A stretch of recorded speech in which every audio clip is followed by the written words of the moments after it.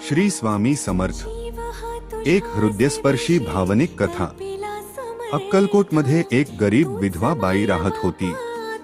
तिचे नाव सावित्री। नवरा गेल्यानंतर तिच्या आयुष्यात दुःखाशिवाय काहीच उरलं नव्हतं। 2 लहान मुलं, पोटाला अन्न नाही, डोक्यावर छप्पर नाही। तरीही एक गोष्ट मात्र तिने कधीच सोडली नव्हती, स्वामींवरची श्रद्धा। दररोज पहाटे ती अक्कलकोट स्वामी मंदिरासमोर बसायची। तिच्याकडे नैवेद्य नव्हता, फुले नव्हती, पण डोळ्यातून वाहणारे अश्रू आणि ओठांवरचं एक वाक्य होतं, स्वामी, माझं सगळं तूच आहेस। एके दिवशी तिच्या लहान मुलाला खूप ताप आला। औषध घेण्यासाठी पैसे नव्हते। त्या रात्री सावित्री मंदिरात रडत बसली। ती म्हणाली, स्वामी, माझं दुःख संपणार नसेल तर मला घेऊन जा, पण माझ्या बाळाला वाचवा।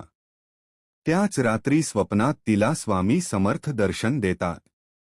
गंभीर आवाजात म्हणतात, सकाळी मंदिराच्या पायांजवळ उभं राहा, जे मिळेल ते स्वीकार।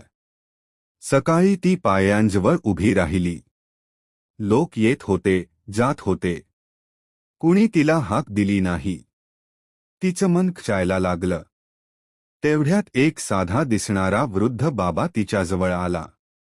हातात औषधाची पुडी दिली आणि म्हणाला, हे बाळाला दे आणि काळजी करू नकोस।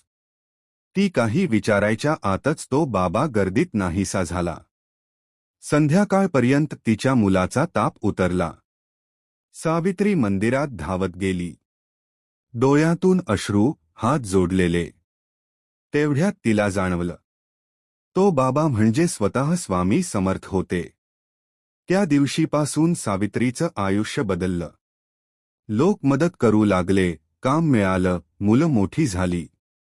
पण सावित्री नेहमी एकच गोष्ट सांगायची, स्वामी उशीर करतात, पण कधीच अन्याय करत नाही। बोध, ज्या क्षणी सगळे हात सोडतात, त्या क्षणी स्वामी समर्थ आपला हात धरतात। श्री स्वामी समर्थ।